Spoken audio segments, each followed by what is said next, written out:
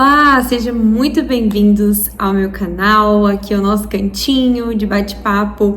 Esse é o primeiro vídeo, assim, o que eu posso dizer, talvez seja um quadro do meu coração pro seu. Mas, antes de eu aqui abrir o meu coração, eu quero te agradecer por você estar aqui me assistindo. Seja muito bem-vindo a esse cantinho, a esse lugar.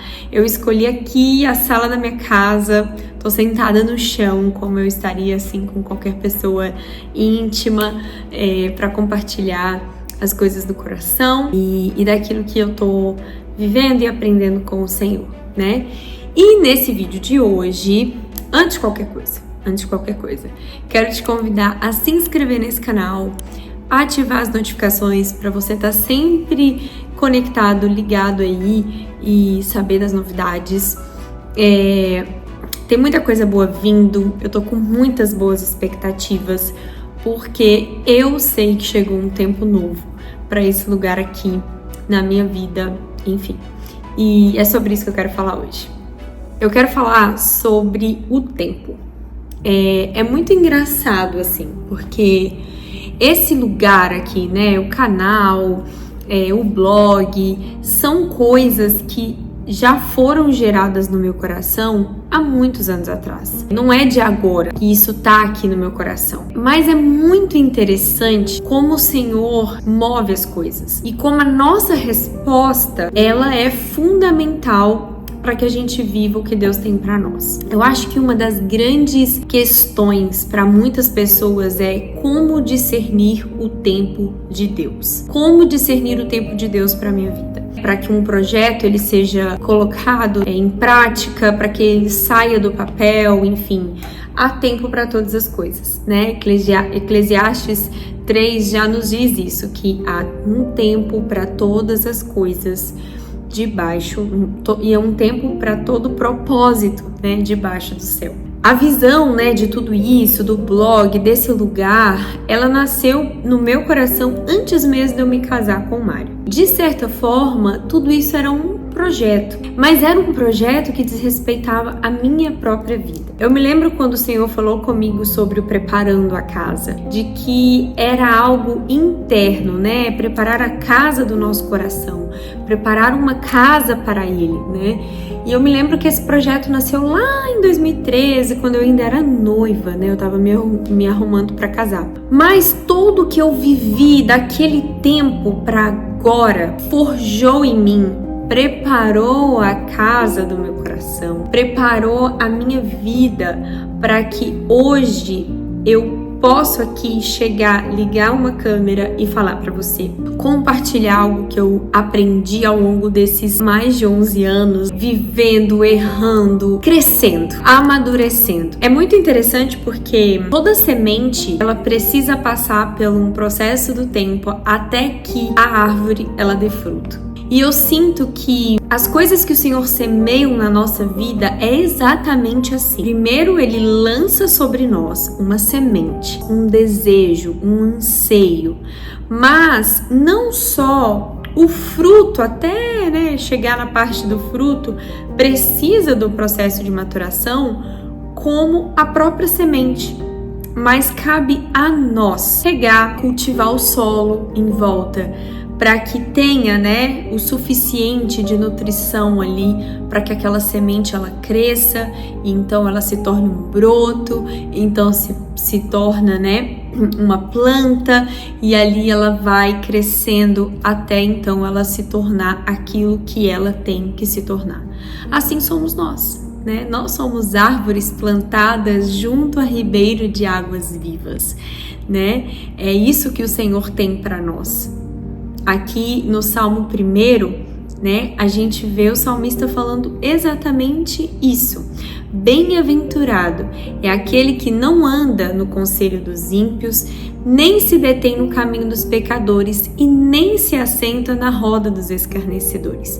Pelo contrário, seu prazer está na lei do Senhor e na sua lei medita de dia e de noite. Ele é como uma árvore plantada junto a uma corrente de águas, que no devido tempo dá o seu fruto, e cujas folhagens não murcham, e tudo o que ele faz será bem-sucedido. Olha que promessa incrível! E o que a gente vê o salmista escrevendo aqui no início do capítulo, nada mais é do que ele preservando a semente.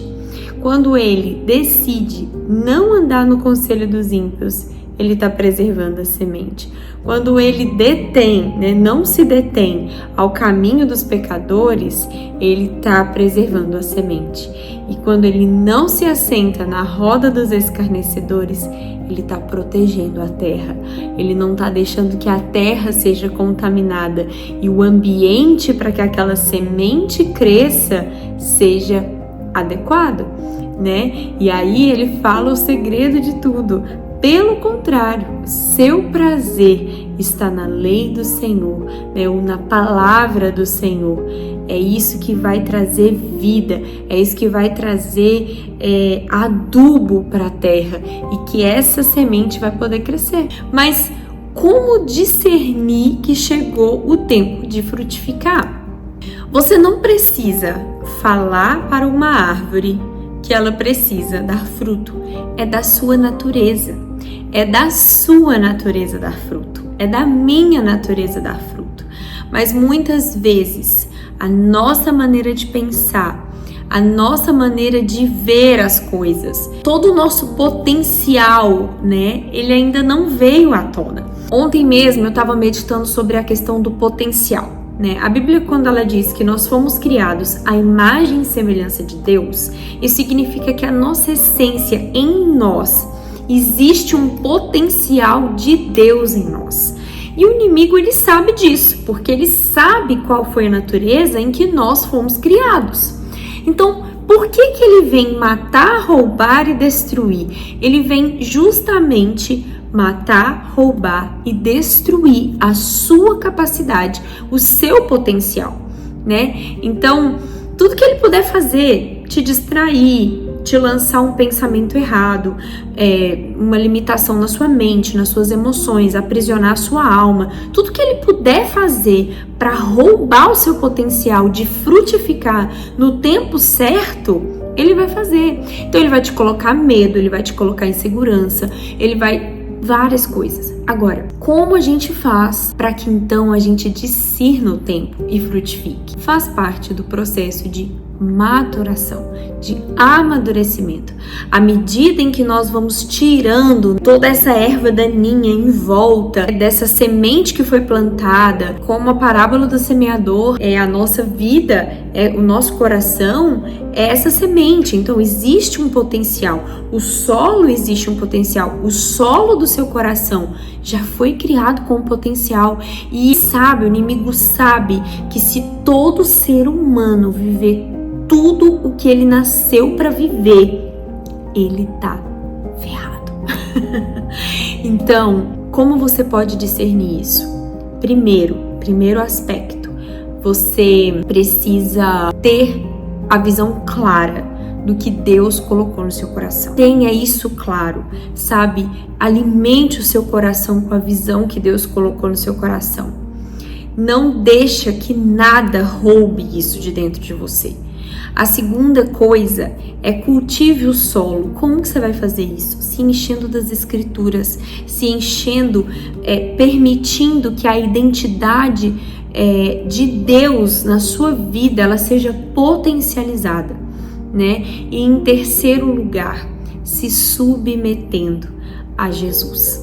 Porque quando isso acontece em nós, nesse processo de maturação, nesse processo de crescimento, ele vem, em alguns momentos, ele vem nos podar, ele vem, que são as correções, ele vem colocar um pouquinho de adubo, né? Ele vem aqui cuidar das plantinhas, tirar qualquer erva daninha, e às vezes isso vai doer.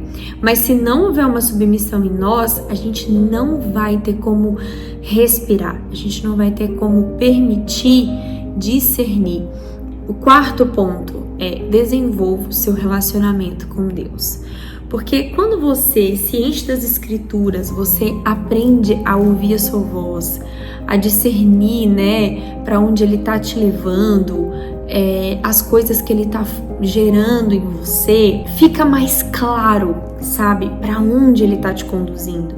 E é muito interessante porque ele vai colocando pessoas no seu caminho, à sua volta, para que você possa derramar, para que você possa então responder e de fato começar a frutificar, né? Deus sempre vai fazer primeiro em nós, para fazer através de nós. Então, é isso que eu queria falar com vocês nesse vídeo de retomada. Se você foi abençoado por esse vídeo, manda para alguém, compartilha com alguém e não deixa de frutificar, não deixa de buscar e viver todo o seu potencial.